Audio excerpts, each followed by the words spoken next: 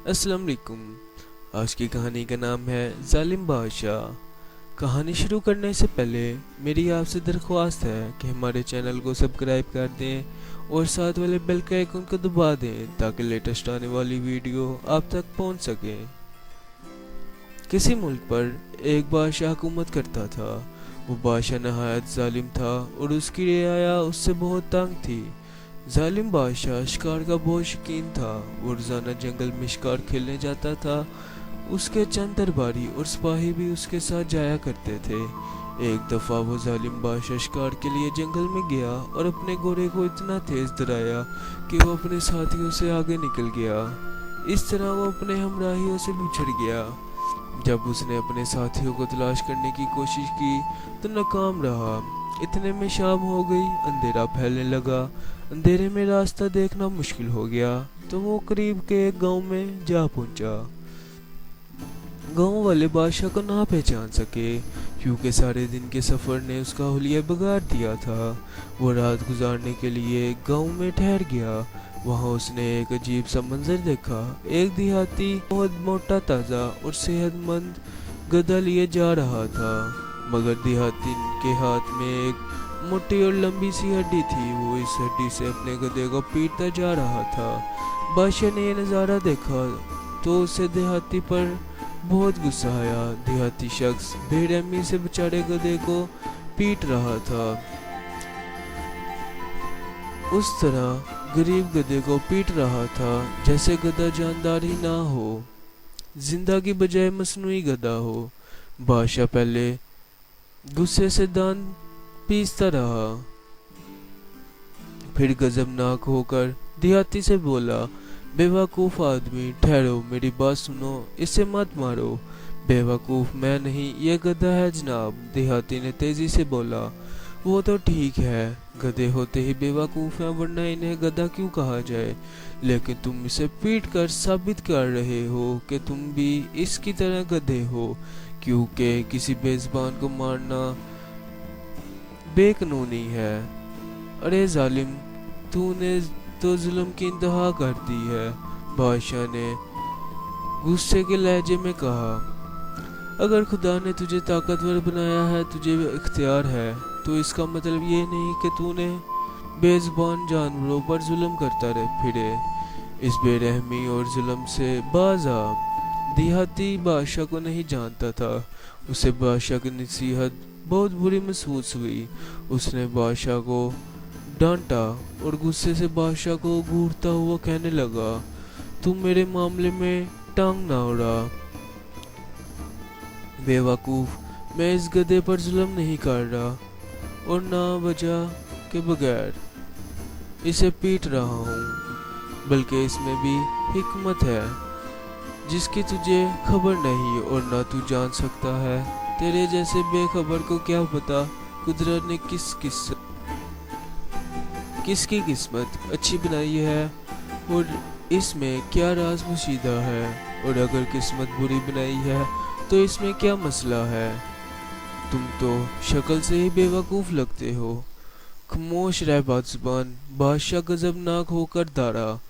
मुझे तेरी एक बात भी समझ नहीं आ सकी तो अपने बुरे फाल को इस गधे की किस्मत बता रहा है। आखिर तू वजह क्यों नहीं बताता उस बेजुबान और मजलूम को पीटने की। देहाती ने मुंह बनाया और उकताए हुए अंदाज में कहने लगा, ओहो, तुम मेरी बात समझते क्यों नहीं अहमक आदमी। मैंने बताया तो है कि इसमें भी कोई मसलहत है। तुम्हारा रोजाना किसी न किसी से या बहुत से ऐसे लोगों से वास्ता पड़ता होगा जिनका कोई फल बिला ज़रूरत और बिला मसलत नज़र आता होगा। लेकिन तुम गौर से देखो, तुम्हें भी उनकी मसलत का कायल होना पड़ेगा, मगर शायद तुम्हें गौर व फिक्र करने की फुर्सत ही नहीं मिलती। देहाती की बातें बादशाह का गुस्सा तेज करती जा रही थी, मगर वो जब्त से काम ले रहा था। तंग आकर बोला, अच्छा तुम ही बताओ, इस मारपीट में क्या मसलत है। अरे मसलत तो क्या होगी, मुझे तो तुम अक्ल से ही पैदल मालूम होते हो। دیہاتی کی باتیں سن کر بادشاہ نے سوچا کہ اس دیہاتی کی باتوں سے شکست کھانے کی بجائے اسے ملزم بنانے کی کوشش کی جائے۔ چنانچہ وہ حضرت خضر علیہ السلام کی واقعہ کی مسئلہ ظاہر کرنے لگا۔ اس نے دیہاتی سے کہا، ارے احمق، خضر علیہ السلام نے تو کشتی اس لیے توڑی تھی کہ اس دریا میں ایک ظالم جو لوگوں کی کشتیاں بگاڑنے کے لیے پکڑ لیتا تھا۔ چنانچہ اگر وہ کشتی درست ہوتی اور اس میں کوئی عیب نہ ہوتا تو اسے بھی اس کے کرندے پکڑ کر لے جاتے اور کوئی معاوضہ دیے بغیر کشتی سے بگاڑ لی جاتی۔ چنانچہ حضرت خضر علیہ السلام نے کشتی کو توڑ کر اسے ظالم کی دست برد سے بچا لیا تھا۔ دیہاتی بڑا دانشمند اور معاملہ فہم شخص تھا۔ وہ بادشاہ کی مسلط امیز بات سن کر بے ساختہ ہنسنے لگا۔ بادشاہ کو اس کی گستاخی پر بہت غصہ آیا۔ وہ غضبناک ہو کر بولا، بے وقوف، ہنسنے کی بجائے بات کرو۔ بات کیا کروں؟ بات تم نے خود ہی واضح کر دی ہے کہ میں اپنے گدھے کو مارنے میں حق بجانب ہوں، کیونکہ اس طرح حضرت خضر علیہ السلام کو ایک ظالم سے کشتی کے چھن جانے کا اندیشہ تھا، اس طرح مجھے ایک ظالم اور بے نصاب بادشاہ کی طرف سے گدھے کے پکڑے جانے کا خطرہ ہے۔ بادشاہ نے اسے گھورتے ہوئے کہا، کیا مطلب ہے تمہارا؟ مطلب صاف ہے، میں اس گدھے کو اس لیے زخمی کر رہا ہوں کہ یہ ظالم بادشاہ کی گرفت سے بچ جائے۔ وہ بادشاہ دیہاتی کی کڑوی کسیلی باتیں سن کر بہت خفا ہوا، مگر اس وقت وہ خود مصیبت میں تھا۔ کسی کو معلوم نہ تھا کہ وہ بادشاہ ہے۔ چنانچہ وہ غصہ ضبط کر کے ایک جگہ زمین پر لیٹ گیا، مگر پریشانی اور اندیشوں کے سبب ساری رات سو نہ سکا۔ اسی فکر و پریشانی میں رات بیت گئی۔ صبح مرغ کی بانگ سنی، ذہن سے سب فکر و اندیشے دور ہو گئے۔ ادھر بادشاہ کے ہمراہی اور سپاہی بادشاہ کی گمشدگی سے ساری رات پریشان رہے اور سارا جنگل چھان مارا۔ صبح انہوں نے چاروں طرف سپاہی دورائے، آخر چند ہرکارے اس گاؤں میں جا پہنچے جہاں بادشاہ نے زمین پر کروٹیں لیتے ہوئے رات گزاری تھی۔ بادشاہ ان ہرکاروں کے ساتھ وہاں چل پڑا۔ بادشاہ کے مصاحب اور امیر وزیر بادشاہ کو آتا دیکھ کر خوشی ایسے بدحواس ہوئے کہ شاہی اداب بجا لانا بھی بھول گئے۔ وہ بادشاہ کے قریب جا کر سلام کرنے لگے۔ بادشاہ کے ملنے پر سب امیروں اور سرداروں نے اطمینان کا سانس لیا اور کھانے پینے کی تیاریاں کرنے لگے۔ کھانا کھانے کے لیے وہیں دسترخوان بچھا دیا گیا۔ کھانے کے بعد ناچ گانے کی محفل جمی۔ بادشاہ کو اس محفل میں گزشتہ رات کے واقعات یاد آئے اور اس بے ادب دیہاتی کی باتیں ذہن میں تازہ ہو کر ہتھوڑے برسانے لگی۔ بادشاہ نے اپنے سپاہیوں کو حکم دیا کہ اس بے ادب اور گستاخ کو تلاش کیا جائے اور گرفتار کر کے اس کی خدمت میں پیش کیا جائے۔ اس کے حکم پر سپاہی گئے اور اسے تلاش کر کے گرفتار کر لیا اور اس بیچارے کے ہاتھ پاؤں باندھ کر دربار میں لایا گیا اور بادشاہ کے تخت کے آگے ڈال دیا گیا۔ اس ظالم بادشاہ نے دیہاتی کو اپنے قدموں میں دیکھا اور بہت خوش ہوا۔ پھر اس نے دیہاتی سے اس کی گستاخی اور گفتگو میں اپنی شکست کا بدلہ لینے کے لیے نیام سے تلوار نکالی اور اس غریب و بے گناہ آدمی پر تان لی۔ وہ دیہاتی سے انتقام لینے کے لیے اس کی گردن کاٹنا چاہتا تھا اور اس کی ہمراہی اور لشکری سب خاموشی سے اس کی طرف دیکھ رہے تھے۔ گدھے والا دیہاتی موت کے آغوش میں پہنچنے والا تھا اور تمام درباری دیکھ رہے تھے۔ جب دیہاتی نے دیکھا کہ آج اس کی زندگی کا آخری دن ہے تو وہ اپنے دل میں کہنے لگا، موت سے فرار ہونا ممکن نہیں، موت تو آ ہی رہی ہے تو پھر کیوں نہ بادشاہ کو کھری کھری سنائے اور اسے عوام کی بری حالت سے آگاہ کر دے۔ شاید اس طرح وہ ظالم ظلم و ستم سے باز آ جائے اور رعایا سے اچھا سلوک کرنے لگے۔ اس سوچ نے دیہاتی کی زبان کو تلوار سے زیادہ تیز کر دیا اور اپنے تمام خوف بلائے طاق رکھ کر برس پڑنے کے لیے کمر بستہ ہو گیا۔ इस मजलूम देहाती ने बादशाह को मुखातिब किया तो उसकी जुबान तलवार की तरह काटने और चीरने लगी। ऐ बादशाह, तुझे तेरी तलवार मौत से नहीं डरा सकती।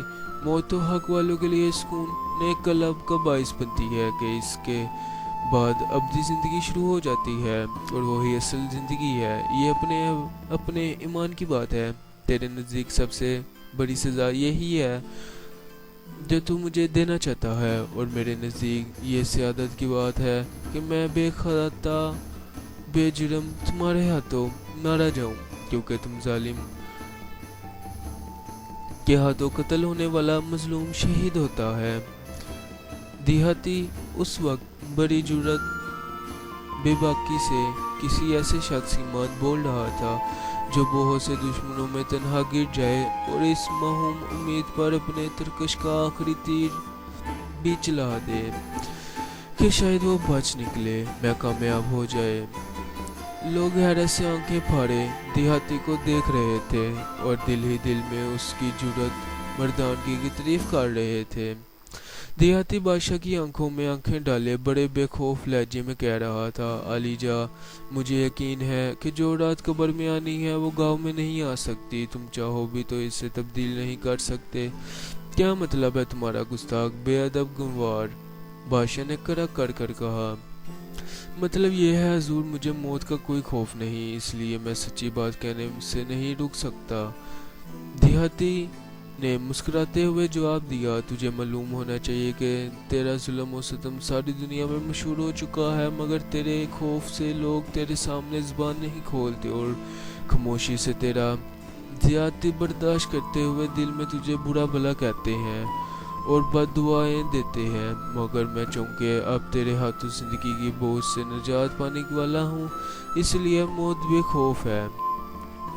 ये मत ख्याल करना कि तेरे जुल्म का शिकार सिर्फ मैं ही एक फरियादी नहीं हूँ, बल्कि सारी खल्किया खुदा तुमसे परेशान और तंग है। जुबान को लगाम दे वक्त, वरना एक ही वार में सर कलम कर दूंगा। बादशाह देहाती की सच्ची बातों से गजबनाक होकर धारा। हा हा हा, देहाती जोर से हंसा।